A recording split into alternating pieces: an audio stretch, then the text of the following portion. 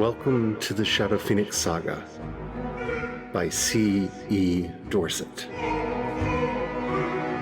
Book 0. Raid.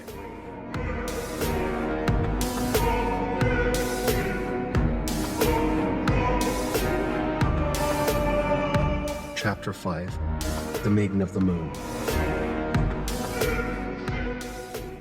Bass lay on his bed, staring into the beams and boards of the ceiling. His muscles were sore from the fight. Now they released their tension since they escaped unharmed. To focus his mind, Bass recited the oath of the mariner: "We rise with the tide and ebb with the moon. For honor, we risk the waves. For glory, we test our mettle. For freedom, we fight." As the only rhymer aboard, it was his job to commune with the waves and understand the ways of the sea, but the ocean kept her secrets from him lately. The light of the moon crept across the floor, whispering a sweet melody into the room. Bass sat up in bed and listened to the song. It wasn't the same melody that invaded their dreams and kept sneaking out of them whenever they let their guard down. Cold isolation filled the notes of the tune and tugged at his heart. The simple melancholy of the song lingered like an ancient haze in the long-forgotten mausoleum. At first, it pretended to play on a reedy flute, but it was a feminine voice. Bass slipped out of bed and wandered over to the breath-steel window. Shafts of silvery light stirred the water of the placid sea, churning small ripples into its glassy surface. Bass headed up to the deck to get a better view of the sky. Jade paced back and forth on the quarterdeck while Dream slept under the wheel. Light streaked down from the moon, splitting like the sun through a tree's branches. They dipped their fingers gently into the water as if testing the temperature before stepping in.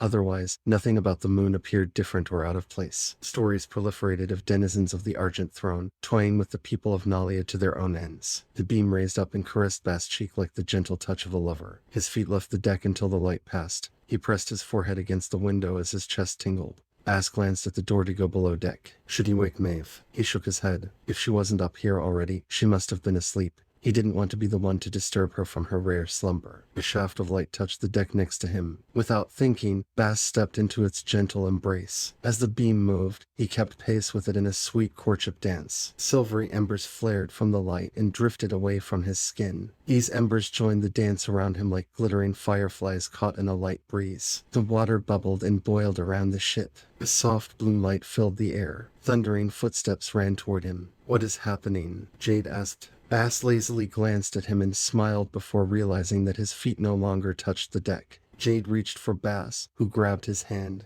The silvery light pulled at him like a current in the water. Bass pulled on Jade's arm, but his hand slipped like a slippery oil coated them. The light filled him as the light seeped into his skin. He didn't want to get carried away, but bore no ill will at the power that raised him into the air. "I think a moon maiden fancies me," Bass said as his grip finally slipped off Jade's hand. In his studies, he learned light body technique and could run through the air like any adept of the ethereal arts. This floating felt nothing like that. Would he ever return to the ship? Maeve was the closest thing he had to family since the crimson tear sank, taking his family down with her. Tears filled his eyes. He cursed the pirate-lost soul under his breath. Once he looted their ship, he didn't have to sink it. They surrendered. He would never forget the look in his father's eyes recorded on the log crystal. He couldn't believe they fired on the vessel after they took their cargo. There was no reason to take life like that. Was it worth it to give up his family in pursuit of his dreams? He struggled against the pull of the moon. Futility mocked him with an ecstatic thrill that flooded his body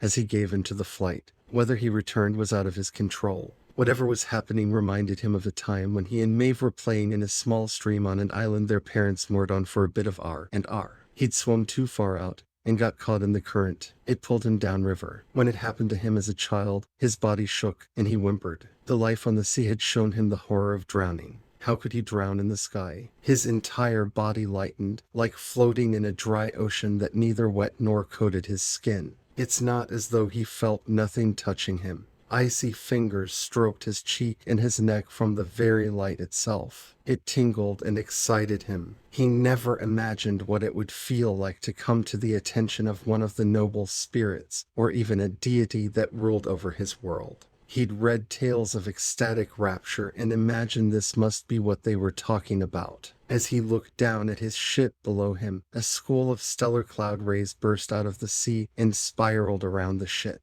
They danced around him as if they could hear the sweet melody of the moonlight calling to them as well. His heart fluttered, and he couldn't help but laugh as the rays danced through the sky and the shaft of light carried him further away from the world he had known. The lightness filled his body and he spun through the air. With a crooked smile, he focused on his breath and added to the effect with the light body technique that allowed him to walk on water and run across the ether into the sky. He danced into the sky with the cloud rays. The embrace of the moon took hold of him. The presence in the moonlight took him by the hand and twirled along with him. He felt each of their icy fingers wrapping around his hand and touching his waist. Baz sighed. Part of him wanted to swoon, to give himself over completely to the ethereal joy that called him up into the heavens. It never crossed his mind to ask why he was flying, dancing with the light surrounded by cloud rays. Nothing had ever felt so natural to him. He craved to hold the stranger who danced with him close. He longed to kiss down their neck and feel their skin up against his face. More than any of that, he longed to see them. What strange benefactor had chosen him and plucked him into the sky to dance among the twinkling stars? Glancing down at the world so far below, he could no longer make out the shape of his ship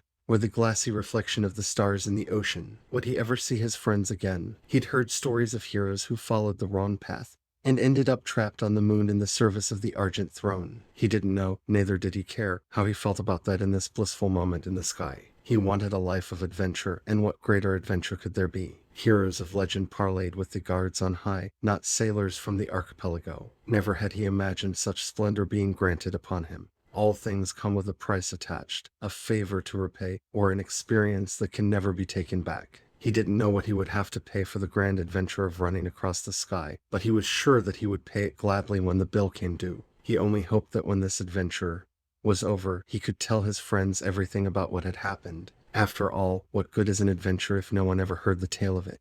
The stars grew brighter, casting out the darkness of the night sky. Everything glittered with a silver sheen. The air was crisp, like after a freshly fallen snow. His breath sparkled in the cold light. He couldn't tell if he was moving anymore. Shadows broke the light up into bas-reliefs depicting battles against the great demons of the night. Proud warriors of every gender used swords, bows, and spears just straight down the cloaked menaces. Baz turned. The most beautiful woman he'd ever laid eyes on floated before him. The Moon Maiden's silver-white skin glowed with the light of the moon. Silver lilies adorned the comb holding her white hair up.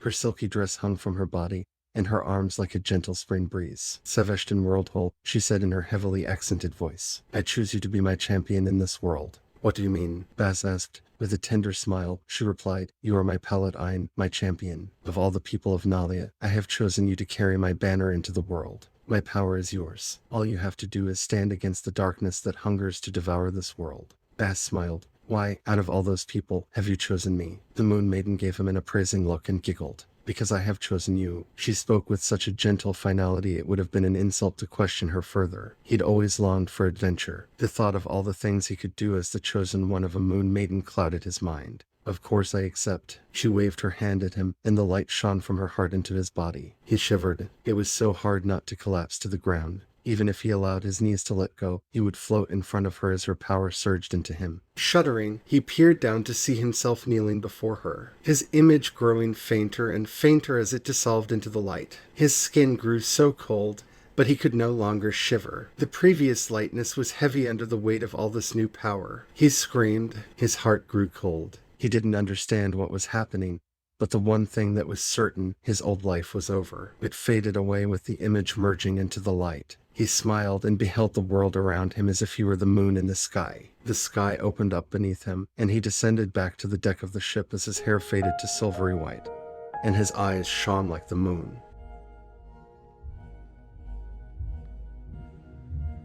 Thank you for listening to the Shadow Phoenix Saga. You can learn more and subscribe for behind the scenes and additional information at projectshadow.com.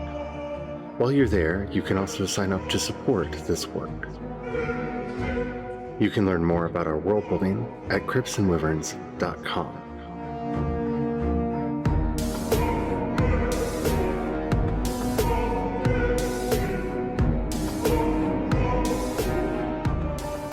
Thank you so much for listening, and as always, thank you for your support.